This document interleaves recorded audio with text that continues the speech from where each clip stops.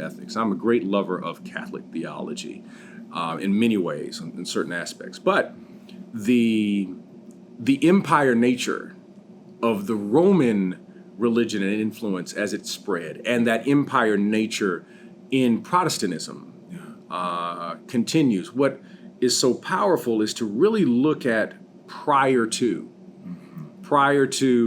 state religion. And you all of a sudden have this radical, revolutionary, always undercutting type of faith that I think people deeply want. Yes. I mean, the reason that people are critiquing the church so deeply is because they want the church to be the church. Absolutely. Listen, they want Jesus, and they're tired of what they're getting at church. Yes. They want a Jesus who's deeply compassionate. Yes. They want a Jesus who will call you on the carpet and at the same time just wrap Jesus' arms around you. They want a Jesus who's at the border, building tables and bridges and not walls. They want a Jesus that is in the center of dismantling white supremacy, in the center of destroying patriarchy, in the center of this work around compassion. But we have these other people. It's like Nas says, that one mic can change the world. But the mic has been in the hands of, I won't mention their names, maybe you will, but of certain individuals. Sure. Who become so loud, and then all of a sudden they're the ones who get all the time on television, and you hear about these horrific moments that people preach on. I read something by, it really disturbed me, this quote by John MacArthur. Oh, Lord. Talking about, social justice was, dangerous to the gospel. I was like, oh, this guy's interesting. I mean, I've heard of John MacArthur. I don't know much about him. But he had this other piece that he was talking about how, black people didn't fully get Christianity because they were, on the plantation, and they had this caricature of Christianity. And that's why you have some of that stuff in churches and whatnot, and that basically, we've got to help them in, seminary and other thing to really understand what, Christianity is. It's like, are you kidding me? Yeah. Dude, where are you from? I mean, what Confederate state were you birthed in? Right. It's right. Like, yes. It was like, wow, really? Yes. And we exist in a world where Christianity is the empire in America. Yeah. But once you leave the U.S., when you go to South Africa and to Ghana and to Ethiopia, to Brazil, when you go to China and South Korea and other places, all of a sudden, there's a different type. Yeah. Yeah. There's one that's fighting against the empire. There's one that's concerned about the poor. There is the Oscar Romero tradition that you witness. There's the Bishop Tutu tradition that we witness.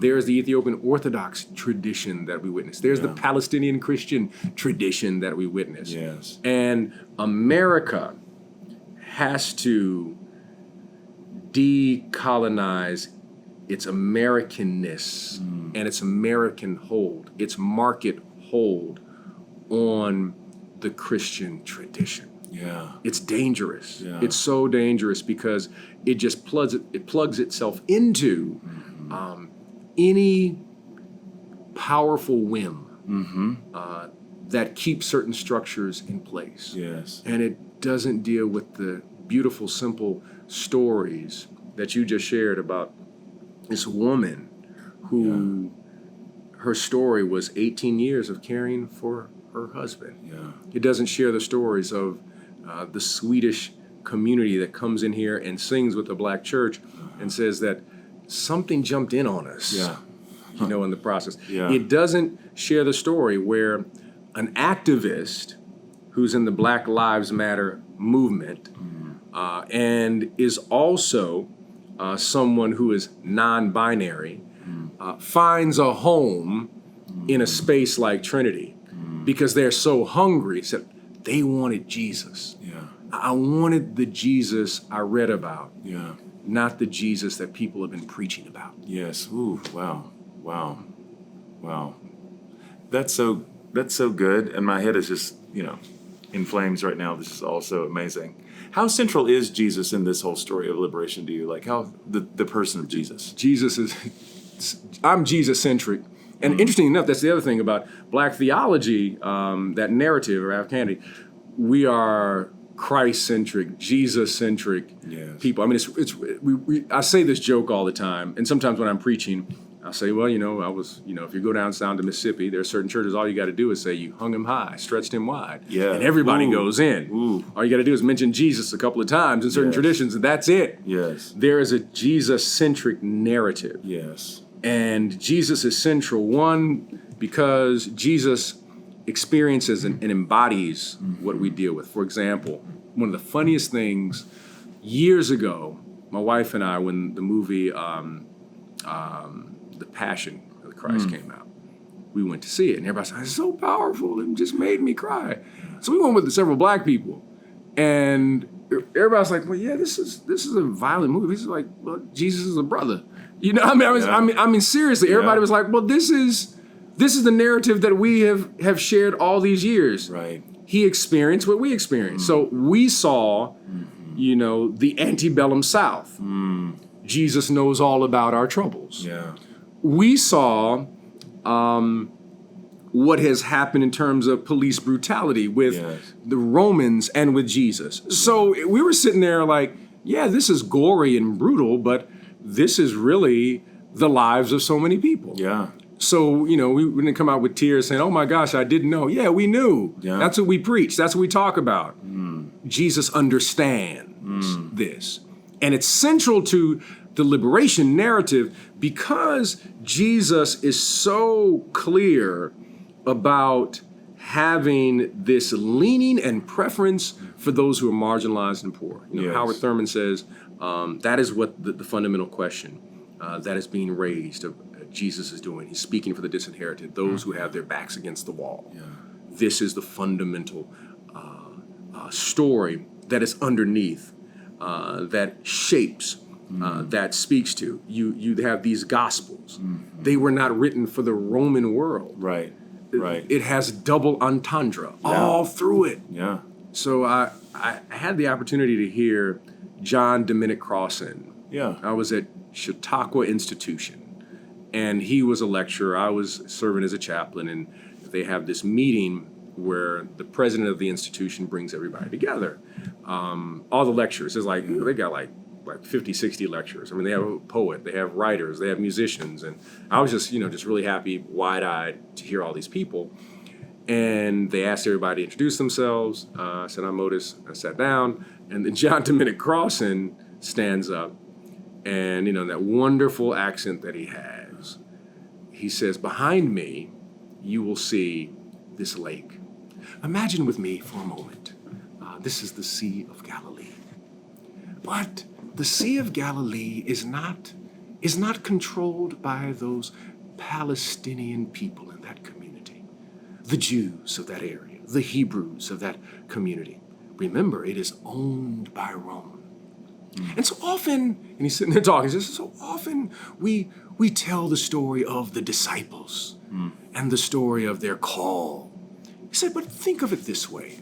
Make me fishers of men. So radical, double entendre, because we need to look at it from below.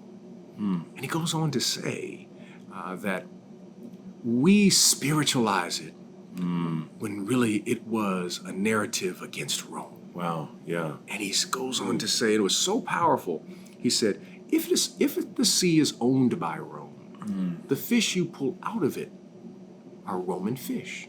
So if you have 10 fish, maybe 6 go to Rome, then another 2 go to the tax collector, leaving you with only 2 fish, barely able to survive. And along comes this roving preacher who says, put down what you do and be fishers of men.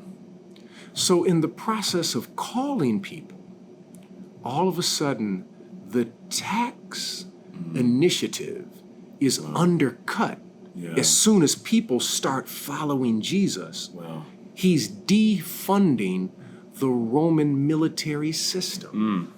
And I was like, dang, I'd never heard that before. Right. I was like, wow. I mean, it changed. But I said, that's an underneath. He said, that's a double entendre. Yeah. He said, I can't say it outright Yeah. because that will get me jailed. Sure. So I say, make fishers of men. Become a fisher of men. In other words, stop supporting Rome Wow. and support your God. Wow. Follow your God. And that just completely blew me away. But it makes complete sense because Yes, it does. then my mind went to the double entendre of spirituals. Swing low, sweet chariot, coming forth to carry me home. Oh, that's a nice, wonderful song about heaven. No, it's a song about escape. Yeah. And how you sing it determines which direction you're running. Wow. Yeah. If I sing with a bass, that's telling me one direction. And then I start doing remixes. And the remix is Swing Low, Sweet Chariot, down by the riverside. I'm sending a signal to you that if you don't want the dogs to catch you, get down by the riverside. God's going to trouble the water. Keep mixing in these other songs, meaning wade in that water. God's going to trouble the water. So the double entendre of the spirituals, the double entendre of the gospel. And then all of a sudden, oh, wow, I'm seeing the gospel in a different way. In America, we've got to learn how not to read it as an American. Right. Yes. We got to read it from underneath. Yes. And when we read it underneath, all of a sudden, Jesus shows up. And sometimes all you can do is laugh. Say, this is a bad brother. Yes. Yes. This is a bad brother. I mean, Yes. Jesus Yes. is the man. Yes. Oh, that's amazing. I'm loving this so much. It's so